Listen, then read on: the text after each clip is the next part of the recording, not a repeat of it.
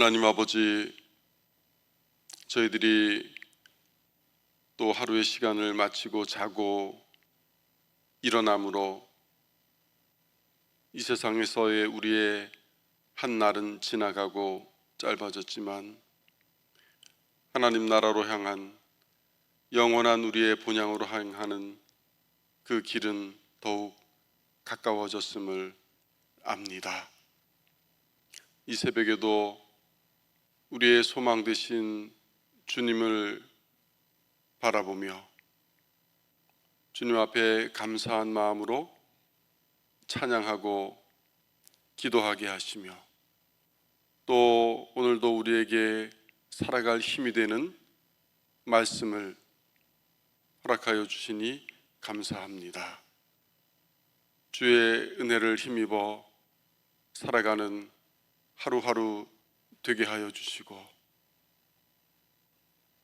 우리의 신앙의 연륜이 더할수록 이삭의 충실한 곡식 같은 하나님 기뻐하시는 성숙한 신자들이 되어갈 수 있도록 저희들에게 복을 내려 주시옵소서.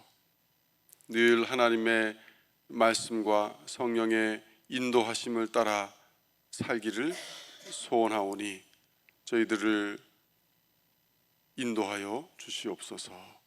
예수님의 이름으로 기도드립니다. 아멘.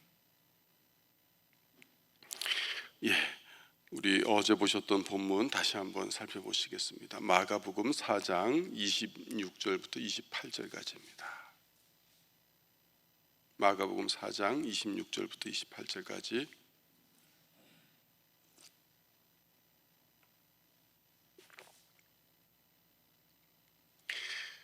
찾으셨으면 함께 봉독하시겠습니다.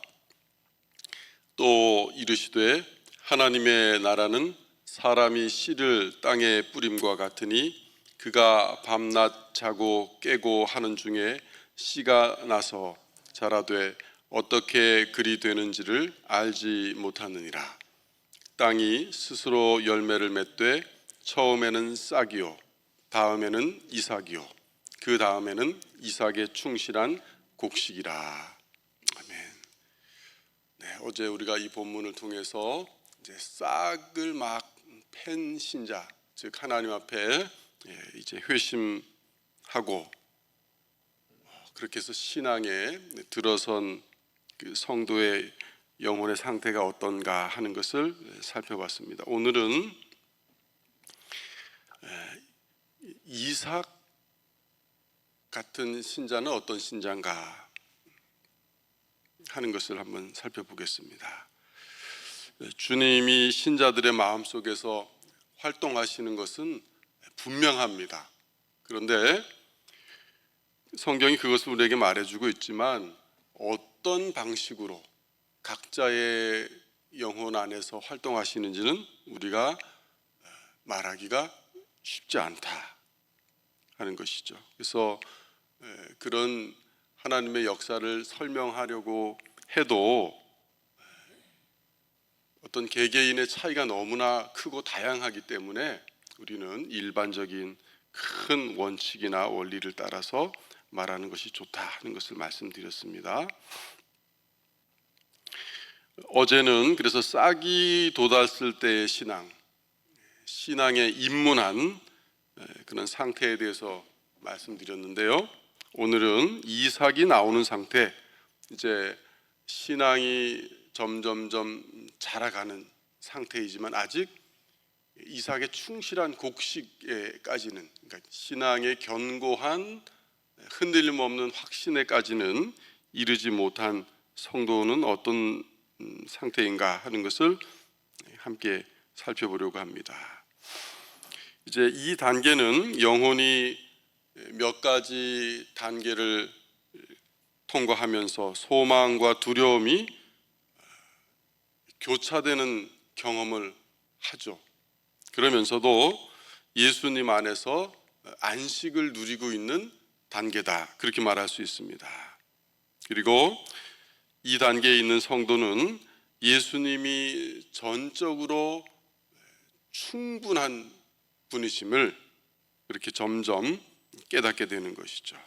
그래서 주님께서 주시는 지혜와 의로움과 성화와 이 구원에 속한 모든 복들을 이제 누리면서 과연 그 주님은 나의 주님이요, 나는 주님의 것이구나 하는 것을 이제 고백하게 되는 것입니다.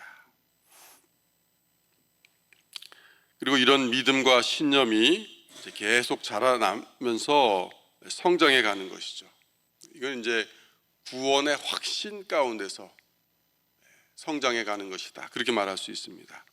확신은 우리의 어떤 감각적인 이런 기관에 속하는 것이 아닙니다. 그리고 우리의 감정과도 무관한 것입니다. 예수 그리스도의 은총과 소망과 영광에 관한 그런 어떤 분들에게는 작고 어떤 분들에게는 크게는 있을 수 있지만 어쨌든 그런 내면의 그 확인, 견해로부터 출발해서 불신앙과 사탄으로부터 오는 모든 시험 또 유혹에 그렇게 적절히 답할 수 있는 믿음의 상태를 우리에게 제시해 준다 하는 것이죠. 바울 사도는 이렇게 말씀했습니다. 누가 정죄하리요? 죽으실 뿐 아니라 다시 살아나신 이는 그리스도 예수시니 그는 하나님 우편에 계신 자요 우리를 위하여 간구하시는 자시니라.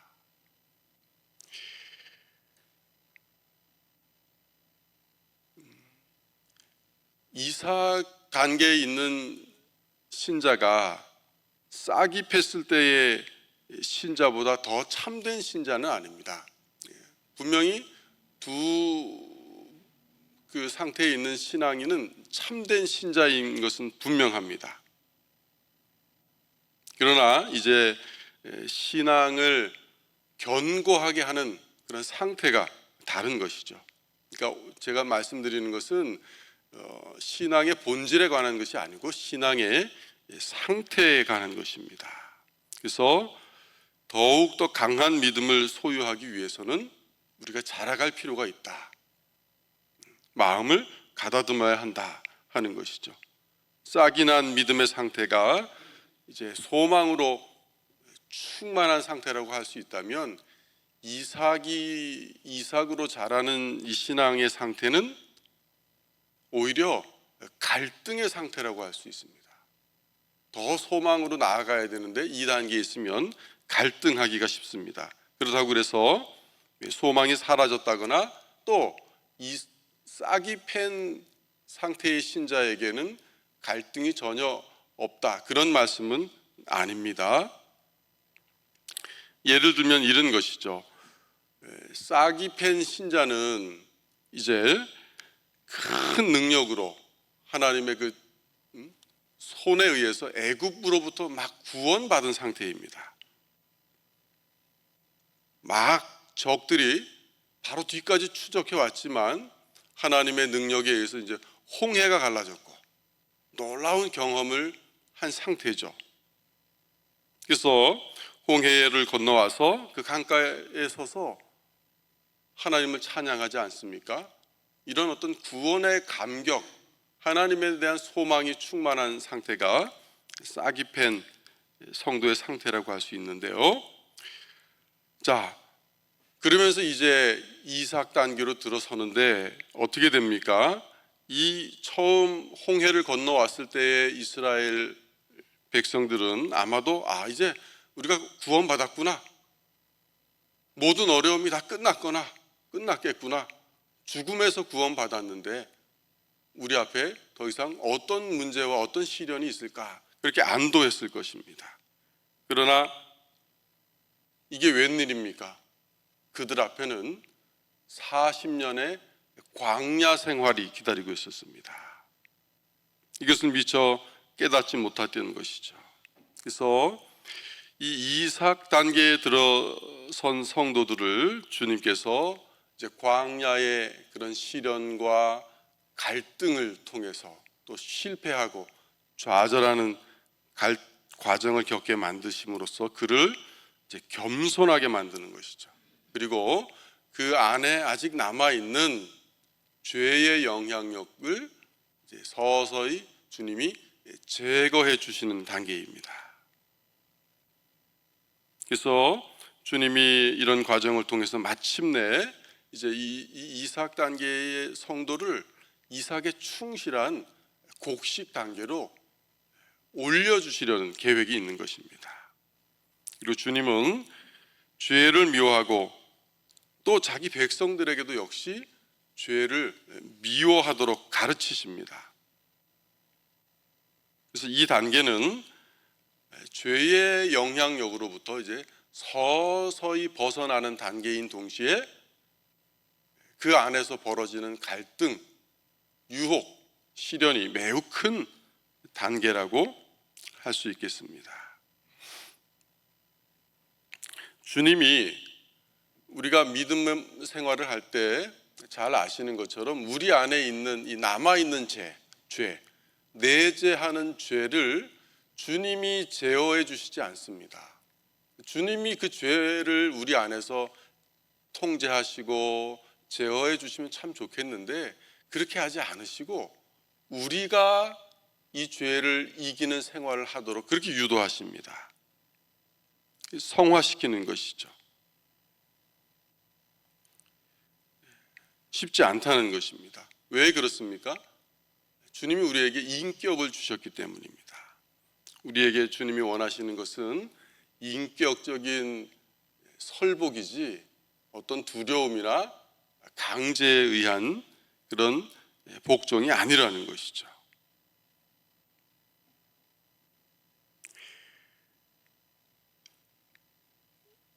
신앙이 싹이 팬 상태에서 이삭 단계까지 올라왔기 때문에 영적으로 항상 충만해 있을 것 같지만 또 그렇지도 못합니다. 이 안에 남아있는 타락한 성품, 예를 들어 구정물을 이렇게 며칠 모아서 가만히 두면 위에 맑은 물이 뜨고 지저분한 것들은 다 가라앉아 있다가 한번 나중에 휙 저어주면 그 밑에 있는 더러운 찌꺼기들이 다 올라오지 않습니까? 그런 식으로 그 안에 남아있던 이 부패한 영향력이 작동하는 것이죠. 그래서 내가 예수님을 믿긴 믿었지만 처음 믿었을 때는 온 세상을 다 얻은 것 같은 그런 기쁨과 소망으로 충만하지만 이런 실패, 좌절, 어려움들을 겪으면서 이게 구원이 다인 줄 알았는데 구원은 출발이구나 하는 것을 본격적으로 느끼기 하는 것이죠. 그래서 때로는 내 안에 있는 죄의 영향력이 너무 크게 작용하는 것 같기 때문에 자기 신앙을 의심할 수도 있습니다. 내가 과연 거듭난 것이 맞는가? 내가 주님의 사랑 안에 머물고 있는 것인가? 주님은 그 사랑으로 나를 계속 돌봐주시고 계신가 하는 것을 의심하는 이런 고통스러운 시간을 가질 수 있다는 것입니다. 이런 기간은 사람마다 또 전부 다릅니다. 침체와 이 성장의 과정을 짧게 이렇게 걷는 분들이 있는가 하면 또 이런 그 굴곡의 과정이 큰 또 깊은 그런 성도들도 있습니다. 그러나 확실한 것은 이제 자신은 성도가 되었고 또 예수 그리스도의 군사로 훈련을 받고 있다는 사실을 이제 여러모로 통해서 인식하고 있기 때문에 주님이 내가 실패하는 이런 과정을 실패하는 모습을 계속 보인다 할지라도 주님은 자신을 떠나지 않으리라는 그런 정도의 확신은 가지고 있다 하는 것이죠.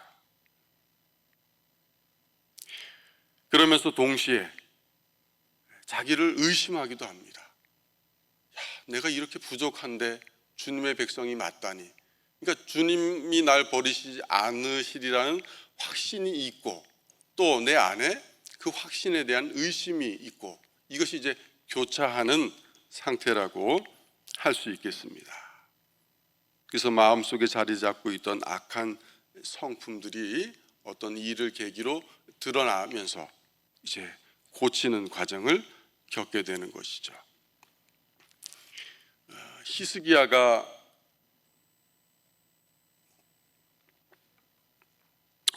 왕이 겪은 그 시련이 우리에게 좋은 본보기가 됩니다. 그는 남유다의 그 멸망에 가던 시기 직전의 왕이었습니다. 거의 모든 왕들이 악한 왕으로 평가받고 있음에도 몇몇 왕은 선한 왕, 즉 하나님의 언약에 신실한 왕으로 그렇게 평가받고 있는데, 히스기야도 그런 왕이었습니다. 그는 오랜 세월 여호와 하나님을 신실하게 섬긴 왕입니다. 그러나 우리가 잘 알듯이 그가 병에서 고침받았을 때 큰 시련이 찾아옵니다. 분명히 병들어서 누워있고 하나님이 선지자를 통해서 자기를 치료해 주셨을 때 삶이 끝나는 줄 알지 않았습니까? 선지자가 처음에 이제 왕이시여 삶을 정리하십시오, 그렇게 권고했을 그 말을 들었을 때는 통곡을 했습니다. 자기 삶이 다 끝나는 줄 알았습니다.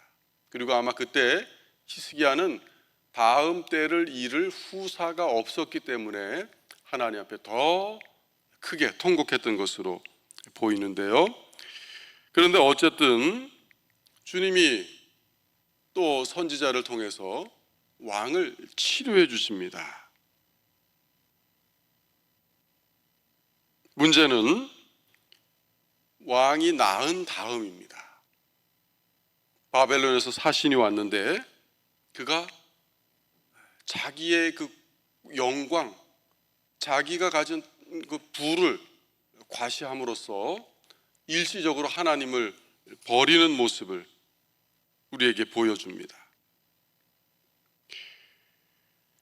그래서 우리가 히스기야를 보면서 이게 그냥 히스기야 자신의 문제로 끝나는 것이 아니고 하나님께서 그런 실패와 시련을 히스기야에게 허락하심으로써 이제 후대에 그 모습을 보는 저와 여러분들이 본보기와 경고로 삼기를 원하시는 것이죠. 따라서 히스기야처럼 큰 죄악을 범하고도 다시 하나님의 그 은혜와 호의를 입고 살아가는 사람들, 저와 여러분도 그런 경험이 있을 것입니다.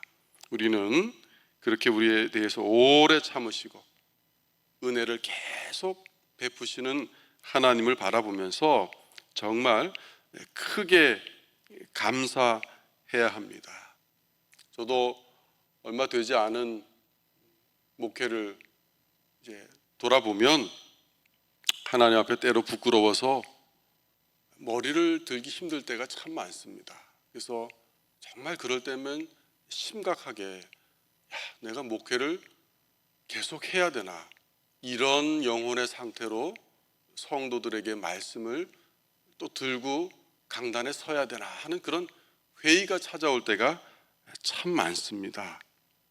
그럼에도 또 그런 순간순간 주님이 붙들어 주셔서 다시 첫 소명을 받을 때를 상기시켜 주시고, 지금까지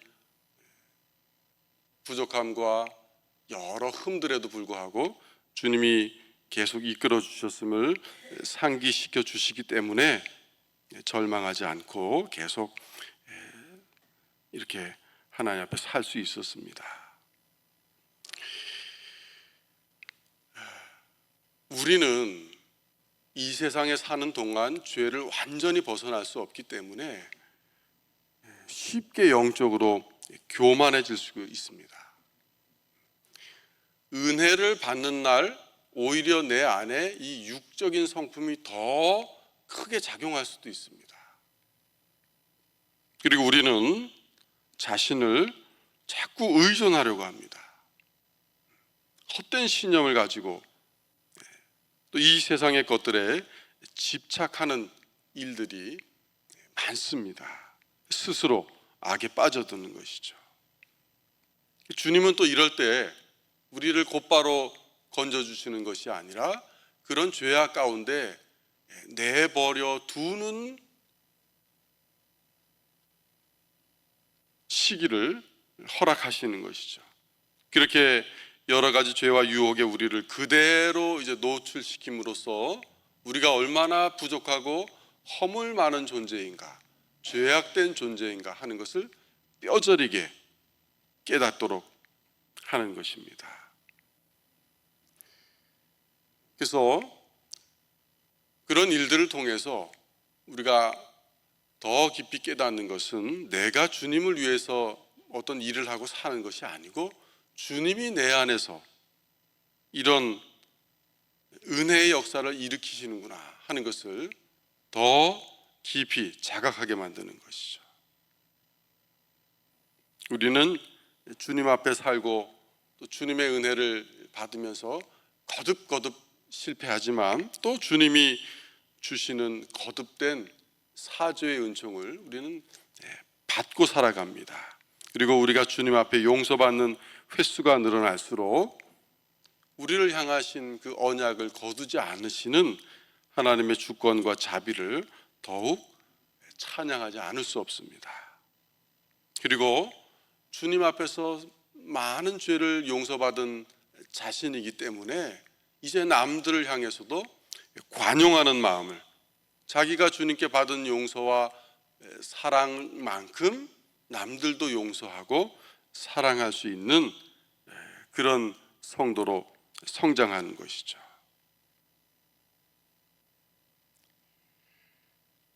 그의 경험이 그에게 가르쳐 주는 것은 이제 인내입니다. 그리고 온유함입니다. 실수에 빠진 성도들을 온유한 태도로 대하고 또 주님이 그들을 향해서 인내하신다는 것을 알기 때문에 나도 그를 향해서 인내해야 되겠다. 그런 마음으로 이제 상대를 온유하게 대하는 것이죠.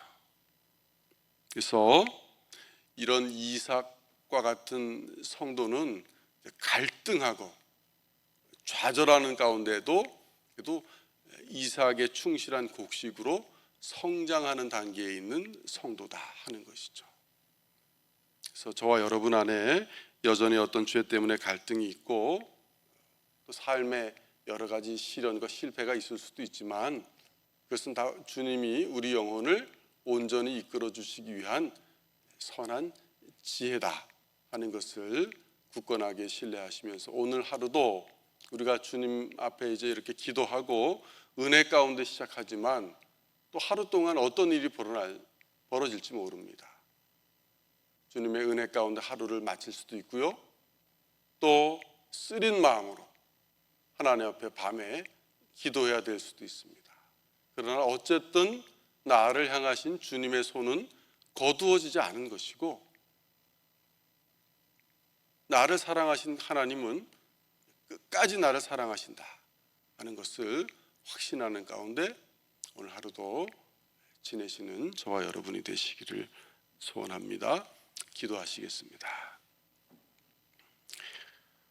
하나님 아버지, 우리를 불러 구원하여 주시고 우리의 주님 되신 예수 그리스도와 교제하게 하시는 하나님은 신실하십니다. 우리가 신실하신 하나님 앞에 이삭과 같은 성도가 되었고 또 이제 이삭의 충실한 곡식을 맺는 성도가 되기를 간절히 소원하는데 여전히 우리 안에는 부족함이 많고 죄와 흠이 많음을 보게 됩니다. 그러나 주님이 우리를 향하여 오래 참으시는 것처럼 나 자신도 스스로를 바라보며 하나님 앞에 인내하고 더 분발하게 하시고 또 우리가 다른 영혼들을 바라볼 때 온유함과 겸손함으로 대할 수 있도록 인도하여 주시옵소서. 오늘도 하루 동안 무슨 일이 벌어질지 저희는 알 수가 없습니다. 오직 우리를 인도하시고 우리를 보호하시는 주님을 의지할 뿐입니다. 우리의 사랑하는 가족들, 또 교회의 성도들, 또 하나님께서 교회에 허락하신 말씀의 일꾼들, 우리의 서로 기도하며 하나님 앞에 살아가는 하루가 되기를 소원하오니 주님 저희들을 인도하여 주시옵소서. 예수님의 이름으로 기도드립니다. 아멘.